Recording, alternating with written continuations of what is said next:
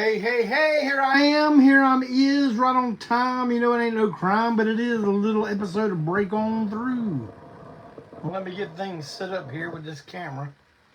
Good gosh, man, me and Coleman were playing Smash Up Derby, and it looks like I got smashed up more than anybody. Let me get things fixed here.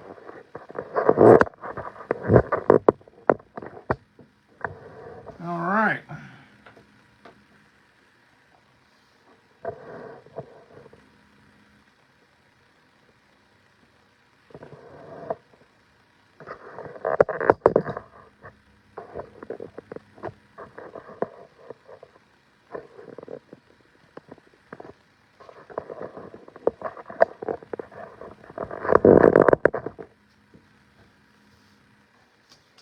All right, now we're good. Now we're good.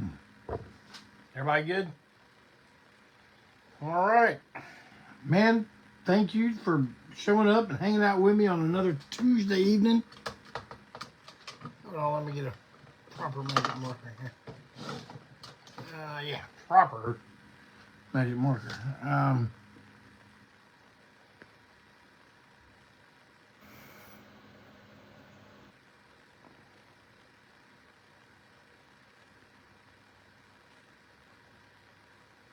Well, it's April Fool's Day. Any of y'all get any good April Fool's jokes in on anyone or pulled on you?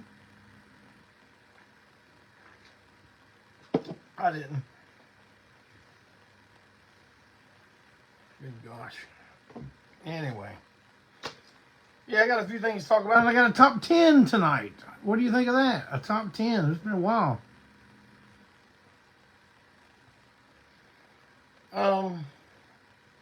Rather than starting with all the announcements like I normally do,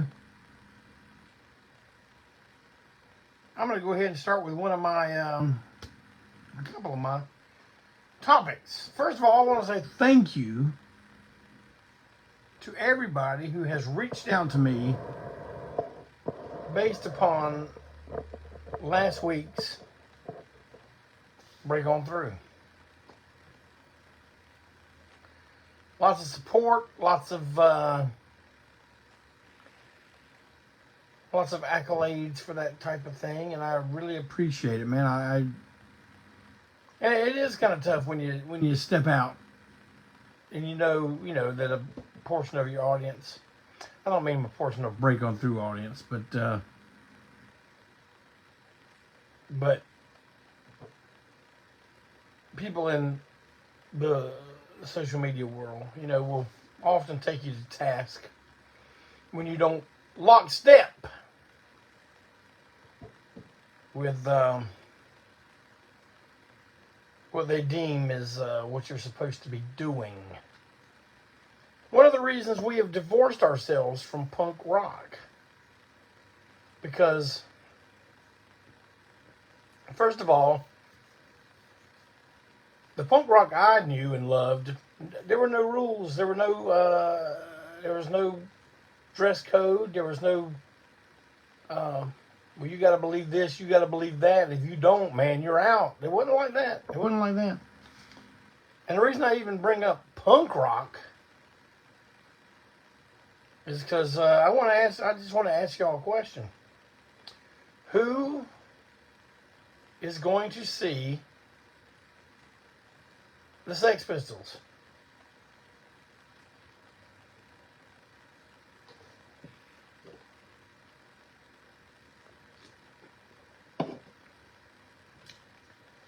Now, look, this is not a setup. I'm not going to start ridiculing you. You don't even know where I stand on the issue anyway. Here's the thing. Man,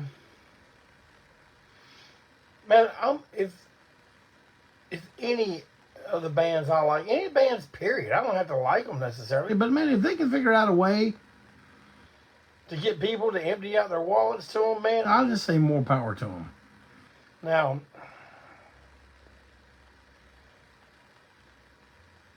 but I know people are very, very opinionated on that whole thing. I mean, I guess I am too, but I just know that my opinion don't matter. They're going to do that tour no matter what Jeff Clayton thinks about it. here's what I think about it, man. If you want to go, man, I hope you go, and I hope you felt that the money was well spent. I hope you have a great time. But for me, a Sex Pistols without Johnny Rotten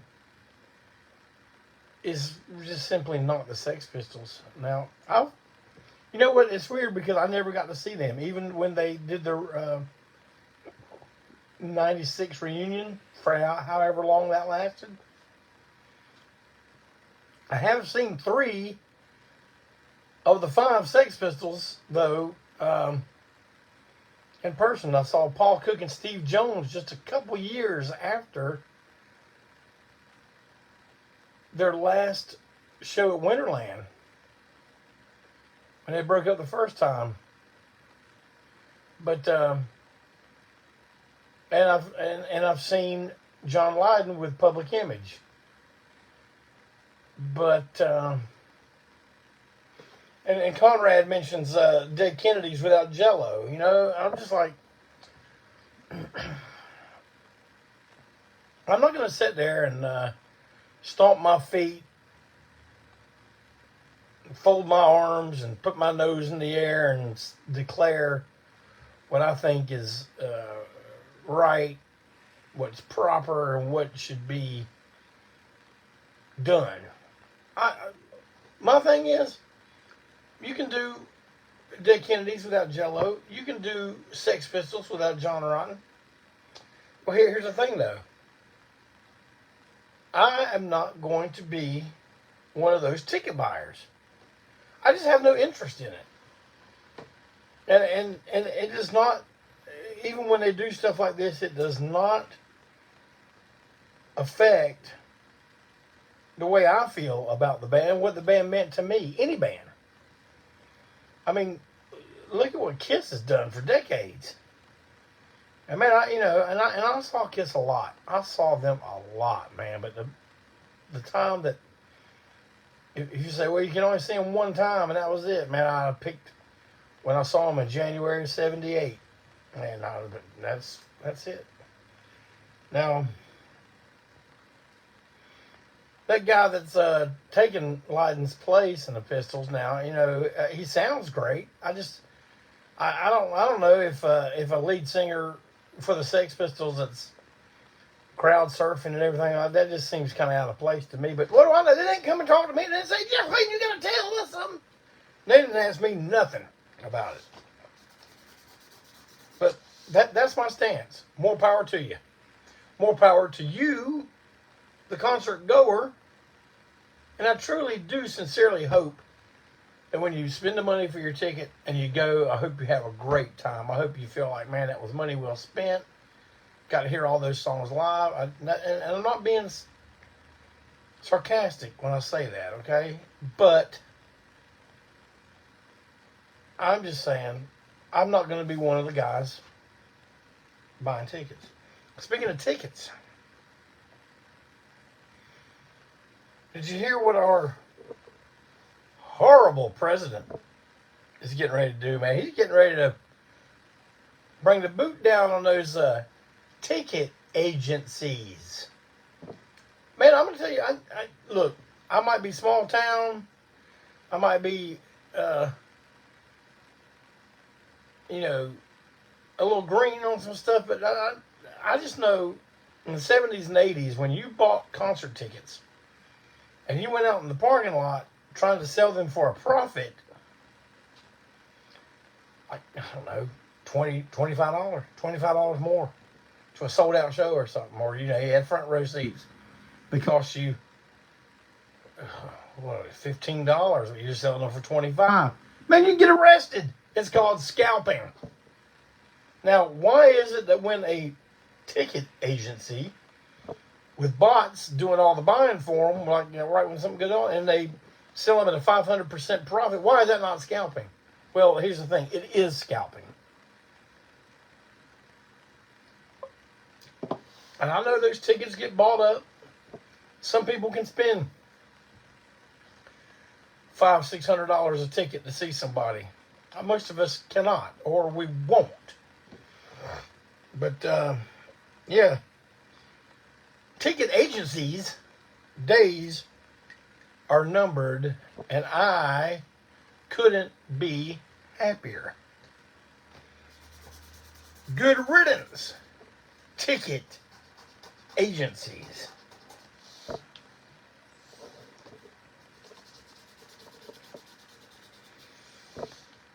And also, in addition to people, writing me, telling me about how me,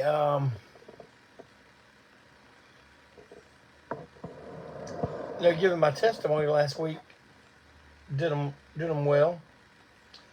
I also have been getting a lot of texts and emails from people telling me that they ordered the black seed oil for their inflammation, their aches and joint pains. My question to you is, did any of y'all buy it, and did you try it, and did you feel a difference? It shouldn't be one of them things where you have to build up some kind of like a reservoir of it in your system. It should be one of them things that that starts taking effect immediately. I hope some of you did, because I think it's good stuff. Like I said, it's kind of hard to choke down, but it's good. And I want to tell you something else that's good for you. I wish I had it right here to show you. But there's a magnesium powder called Calm. C-A-L-M, like keep calm. It's got a little scoop in it, man. You put that little scoop in a thing of water. We try to take it as concentrated as possible, so it's not a lot of water. Me and the First Lady take some about every night. The body needs magnesium, and the body can do wonderful things with a source of magnesium that's other than just in the food that you eat that has it. So I also advise you, in addition to black seed oil, you also use Calm.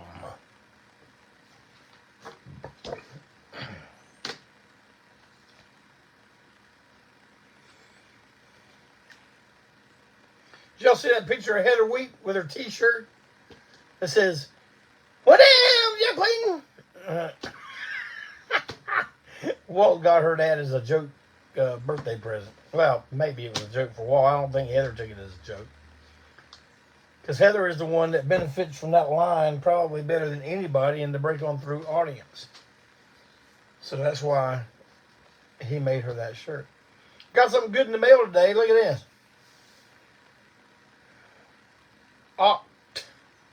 October. Brian Dunlap, you ever heard of this band?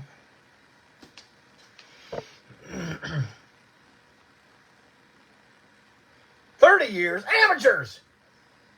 No, great band from right here in town. Brian Dunlap is the head honcho of October. And he sent me this in the mail today. Thank you very much, Brian.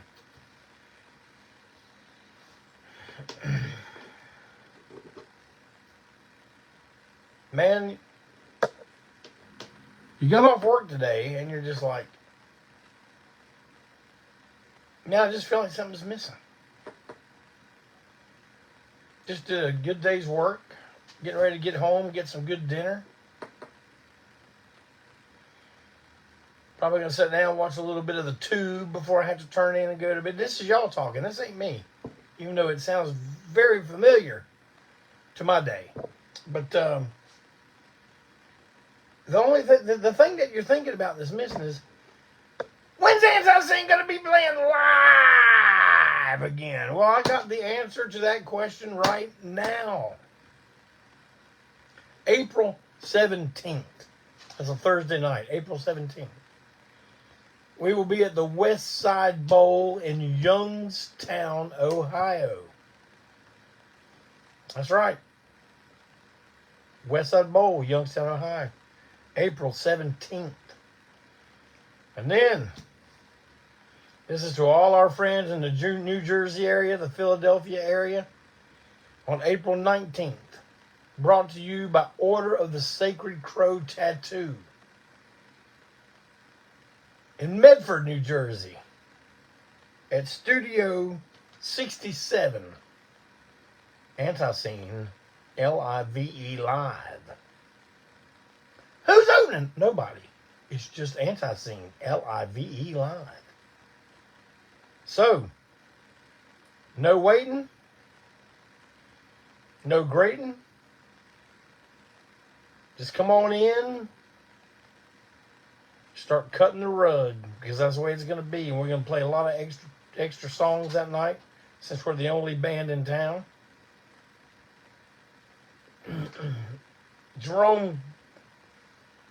Herbert Jerome popped in for a minute and says he's going to have to catch it in the morning. Man, he's working class. I like that.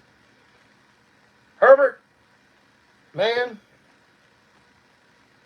have a good evening at work. So April 17th and 19th. April 17th, West Side Bowl, Youngstown. April 19th, Studio 67 in Medford, New Jersey. And the promoter of the show, Amy Nicoletto of Order of the Sacred Crow, and now tells me that there are advanced tickets available because, man, this place is not big. It's not big. You think it's going to sell out? I don't know. I hope it does. But if it does, and you ain't got a ticket to get in, well, then it's about buy something. I mean, we'll keep you posted, let you know how close it is. But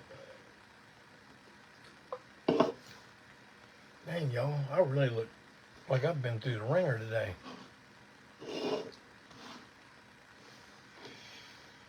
Oh, and then there you go. So you got two chances to see Antiseen lay it down in the middle of town. After that, man, Clayton and Wensil, first ever live performance will happen April 26th at 12 noon at Kingdom Corner in Mount Pleasant, North Carolina. That's it. Along with me and Steve Wensil, you'll also see Malcolm Tent, Jeff Williams, and the ladies that provide those wonderful background vocals. We'll all be there. Well, what are we going to be? 1, 2, 3, 4, 5. We're a 7-piece band. It went from me and Steve to a 7-piece band. We're going to be playing right there at Kingdom Corner on April 26th, 12 noon. Man, it's going to be something. It is going to be something. And I hope to see a bunch of you there. I want to see a bunch of you there. Here's the thing. You don't have you listen to it. You listen to us play. You like what you hear. Kingdom Corner is going to have the Sounds from Home CD available to buy right there in the store. And I'll tell you this right now. Malcolm and I will be there, for a little bit after we're done playing. And we will be more than happy to sign any Antiseen stuff you bring or any Antiseen stuff that you buy from Kingdom Corner. They got everything there.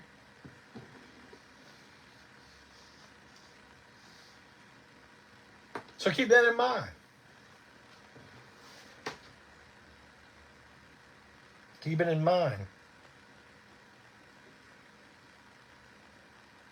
I don't know why I'm going to do this, but baby, you can do it. Take the time, do it right. You can do it, baby. That one's free. That one's just completely free for you.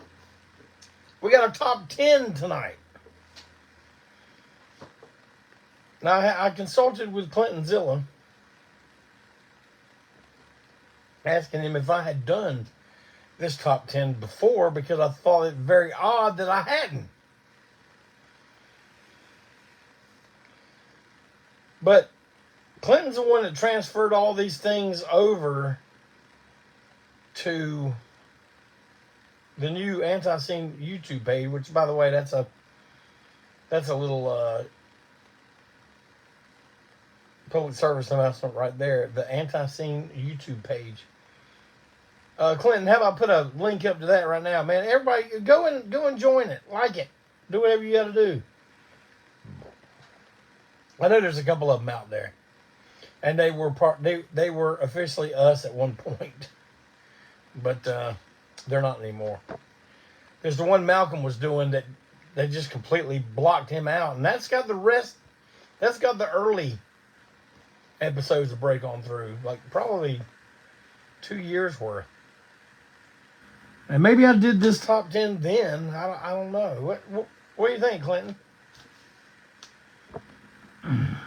But I'm going to do a top 10, and I'm going to do a little bit of explaining of how this band is important in Antiseen world. But I'm doing a top 10 songs, my personal top 10 of Black Oak, Arkansas.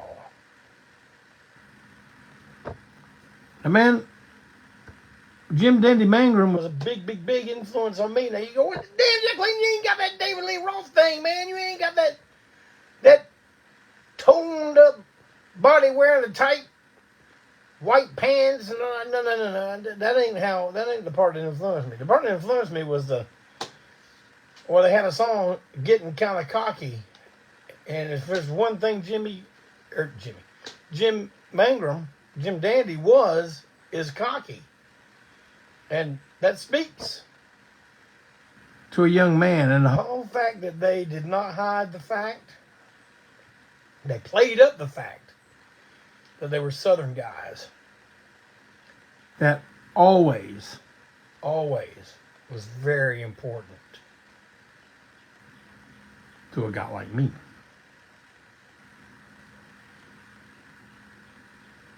Now, I know that they got a very, very long recording history, but you know how it is when old JC does a top 10, it stays within a certain range. And here we go. Man, I'm gonna tell you, this list was one of the hardest ones I've ever had to make, because I kept going, well, what about? But I like this one. Okay, so this is just top 10 today. But I'm going to tell you, in my personal and humble opinion, you cannot get them sounding better than the album Keep the Faith. It's the second one. And I read, of course, when all this stuff was coming out, I was reading every article I could find on them, and Hit Parader and Cream and Rock Scene, and what else would there have been? Circus. And I've seen it written a few times that they had been on the road so much after the first album that they were kind of writing this album on the road, and by the time they went in to record it, man, they were tight as Dick's hat band. And still kind of like road primed. And that's why I think it's the best recording of Jim's voice. And you could tell the band was still on fire from playing so much together. And it's really great. And I probably don't have... I got a couple from here. I tried to spread it a little bit and not just Keep the Faith up here in its entirety, but man, I got to give a couple honorable mentions. Revolutionary All-American Boys, Feet on Earth, Head in Sky, and the title track, Keep the Faith. All solid gold. I got to give him another honorable mention from the debut album, man. One of my favorite songs at that time was Memories at the Window. Very, very odd for them, but I picked another one that was a little odd for them that I liked much more off of High on the Hog. So, yeah, man, here's the thing. Just like everybody, I really first heard them when Jim Dandy to the Rescue was in the top 40. What was that, 1973 or 1972 or something like that? Jim Dandy claims that Elvis is the one that told him that he should do that. Originally done by Laverne Baker. He said, man, you should jump on that, since you are Jim Dandy. They're both Memphis guys. And I thought that was incredible. Our booking agent, Joey Killingsworth, was once a fill-in guitar player for Black Oak, Arkansas. He did a lot more for him than that, but that's a different story for a different time. Because it will bring up all kinds of crime, so we're not going to mess with it. But here I go without further ado. Jeff Clayton's top 10 Black Oak, Arkansas tracks. Number 10. And this will have to include the onstage banter intro to the song. This is from the Raunch and Roll Live album. Hot Rod. Y'all hear me? Hot Rod. And if you wonder what's he talking about, go listen to it on YouTube or Spotify tonight after you get off here. Hot Rod Live. Now, there's a studio version that came out on one of the box set that came out a few years back where Atlantic was kind of paying tribute to them. Was it Atlantic? I think it was. But, man, if you ask me, those studio tracks sounded incredibly close to the versions that were on Raunch and Roll, but without the audience. Now, what are you trying to imply? What are you gonna tell her? I'm just implying it. That's all I'm doing is implying it. Maybe someone that knows a little bit more. Maybe Joey Killingsworth can chime in on here sometime and let me know what the story is about, because he was working with them when that came out. Number 9. From the Keep the Faith album, Short Life Line. Short Life Line. I find like a woman walked up to me yesterday. She grabbed my palm. Here's what she had to say. It don't get much better than that. That's all I know.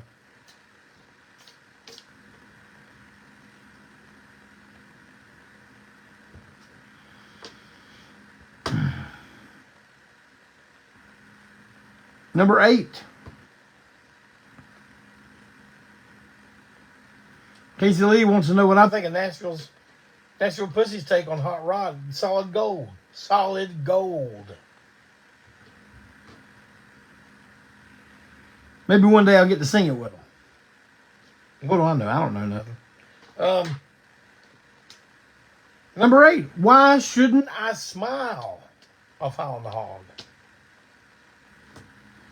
Why shouldn't I smile?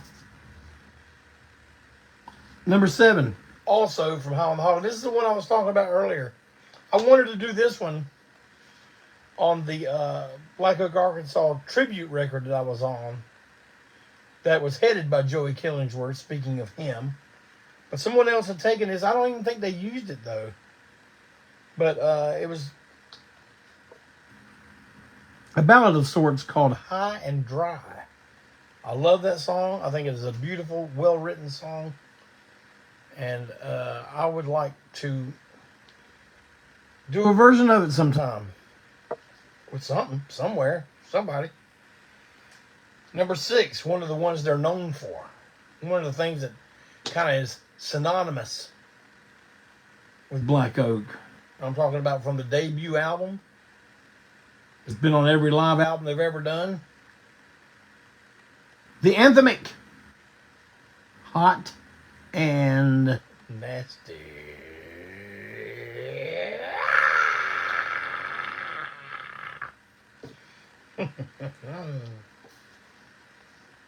Number 5. I guess this one used to be the showstopper at one point.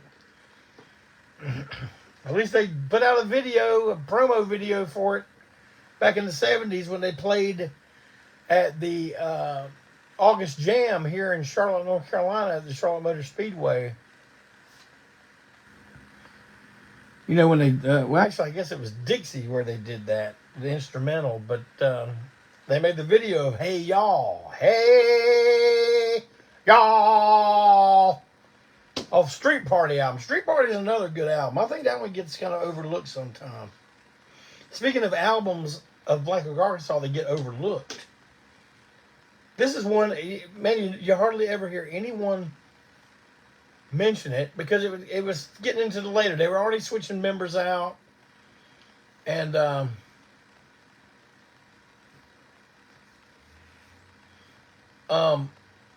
by this time, Jim Dandy had really, really honed in on his image that he's going to have, the one that would influence David Lee Roth.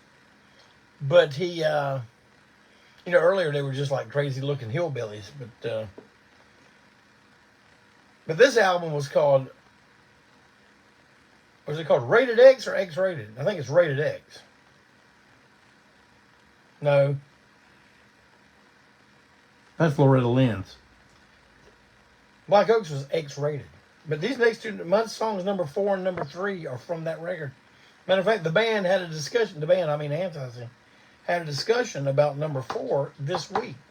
What does that mean? I don't know. You never can tell with Antiseen. But number 4 for me from that album, Rated X. Oh, so it wasn't Loretta Lynn. Okay. Fighting Cock. What's that all about? Well, you'd have to listen to it and find out. The opening number of the Rated X album is my number 3. One of my favorites of all time. Bump and Grind. Now, if y'all don't know what that's about, I can't help you out. I can't help you with it.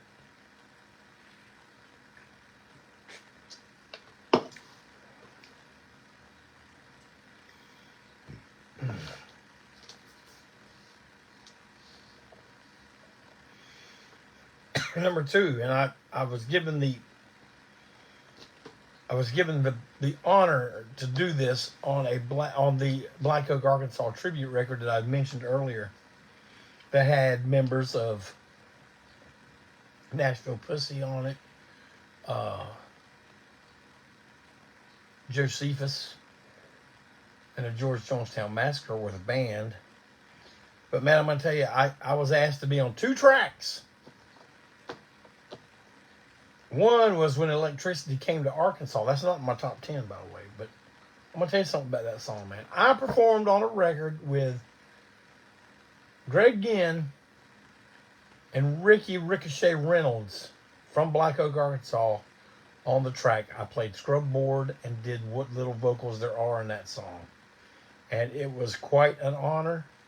A feather in my cap to this very day. Because I was on a track with Greg Ginn, I think I can be considered a one-time lead vocalist for Black Flag.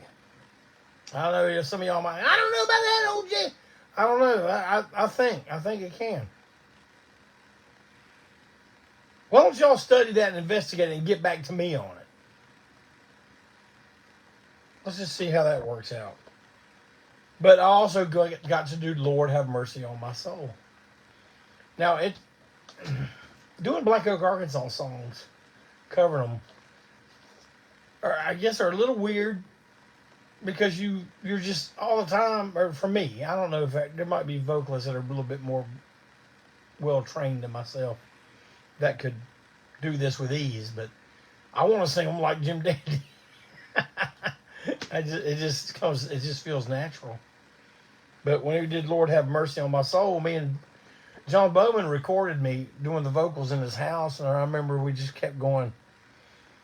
We just kept listening to it. Man, maybe I should do it better.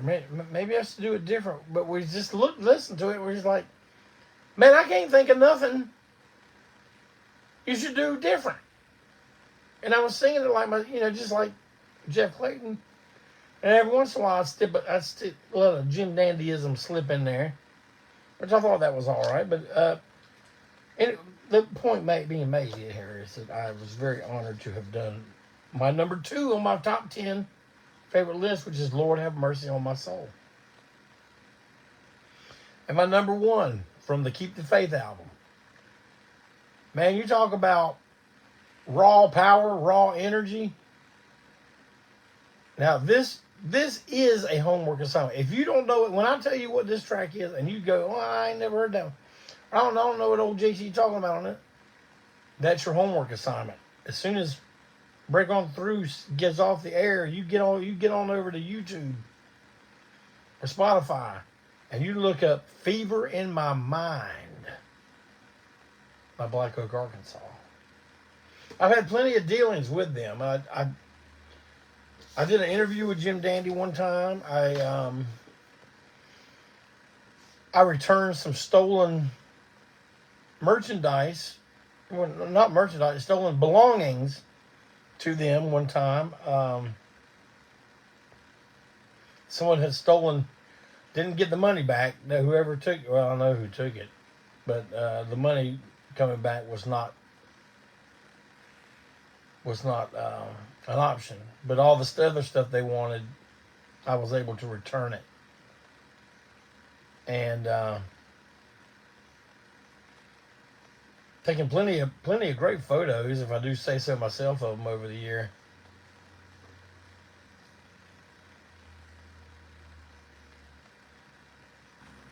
But I got a lot of Black Oak stories. I just don't have time to tell them all tonight.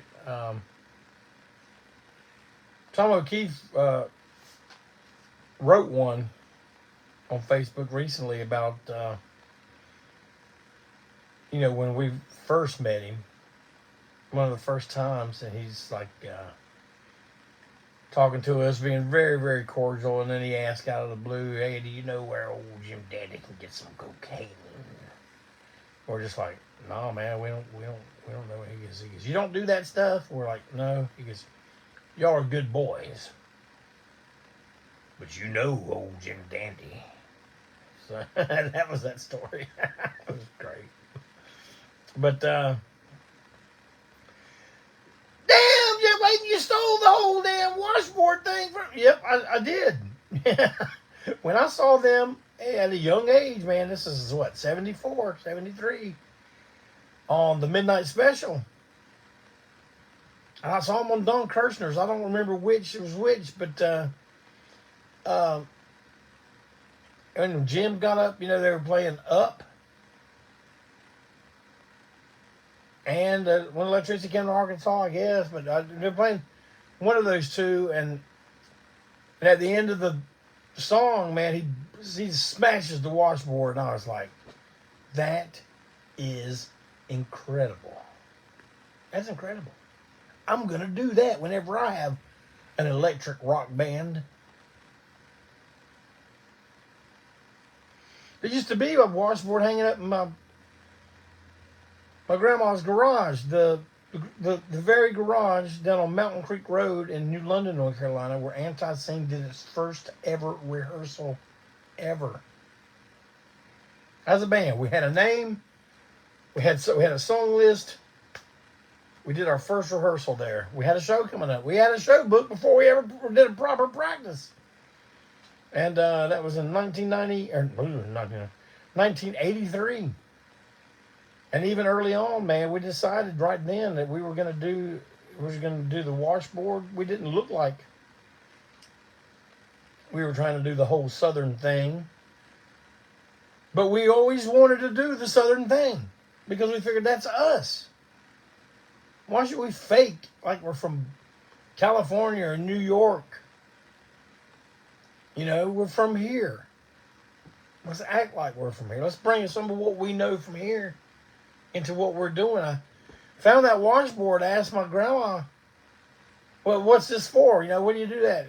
Because I want to play one." And she goes, "We use them for wash clothes." So, hey, you put the soap up in the little compartment there, and you get your wash your stuff going, get all your stains out of your clothes. But Andy Miller told me one time that he, in the last few years, maybe 5 or 6 years, maybe more, maybe the last 10 years, but he said to Jim Dandy at some function, he says, "Man, there's a punk rock band from this area, and it rips you off with the whole washboard thing, and they smash it and put it on fire and all that stuff." And he looked at Andy, according to Andy, he looked at him and said, "Hey, man, I ripped it off from somebody too." That's a good attitude to have about it. Well, what do y'all think? Black Oak, Arkansas top 10? You gonna go listen to some of these tracks? Man, I hope it makes you listen to the whole albums. I hope it makes you listen to the whole. You should listen to the whole Keep the Faith album. And I'm gonna tell you, there were some early records that came out. They came out later, but they were recorded earlier when they were called something else. Were they called the Seldom Seen or something? But there's a record called Early Times. Of course they call it Black Oak, Arkansas because you had to sell it. But it's got a cartoon picture of them like the Seven Dwarves, not to be confused with that woke piece of nonsense. It's probably out of theaters by now. But it's a picture of Black Oak as like the Seven Dwarves, and Jim's got the washboard. But there were some good songs on there, like there was a song called Theater that I really liked. There was some more on that. Give that a shot. Early Times. Early Times. And I'm going to tell you something else, though. The later stuff, and you say later, but even that's 30 years ago. Like Ready as Hell and The Black Attack is Back. There was some good stuff on there. A little more metal than I would have liked to see them go, but it was still great. That's when we were seeing them all the time around here, man. And I just remember one night, me and Joe Young went to the Palomino Club out there on Albemarle Road, Black Oak, Arkansas, weeknight. That place is huge. It's huge. Man, there was nobody there. Nobody. It was Jim's birthday, and I just remember them kind of being real loose about it all. And somebody on there, on the stage, goes, "Hey, Jim, we want to play this for you on your birthday." And he's like, "Oh, okay, hit me with it then," you know. And they start playing Sympathy for the Devil. And he goes, "Oh, I know what that is." And man, it was phenomenal.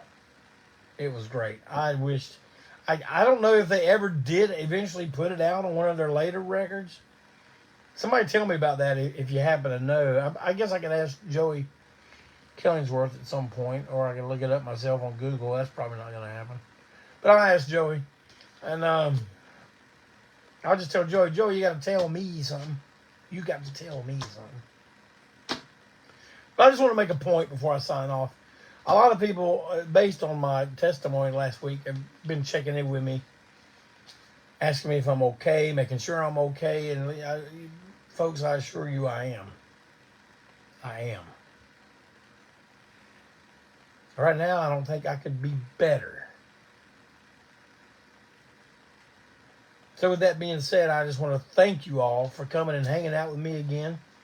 And Clinton Zilla, if you would, please post the link to Encounter Church. That's the church I go to. If you want to help the people of Western North Carolina, they're still needing it. I know that they're pretty much all but out of the media's radar at all. But for us here in North Carolina, we know that it is not over. It's far from over. And they still need help. And if you're interested in helping, then please go to the link that Clintonzilla will provide momentarily. And he'll tell you, too, how to go straight to the part where you can make those contributions. And but thank you for hanging out with me here on Tuesday night. Man, I appreciate it. I never take you for granted. I love it. I love you. The Lord loves you all. And I hope you all have a fantastic week. And man, I hope your weekend is even better than that. Just remember, we're only here for a short time. This ain't home. We're visiting. And I hope you all make the best of it and have a fantastic week. Take care. We'll see you right here next week on Break On Through. And tune in tomorrow night at 7 p.m. on Malcolm Tent's Facebook page for an episode of Tent Talks Tunes. I hope he's going to announce his new book he's got coming out. I think you guys are really going to enjoy this, and I want you to support the man. He's my brother. He's my bandmate. He is the minister of prop and organder.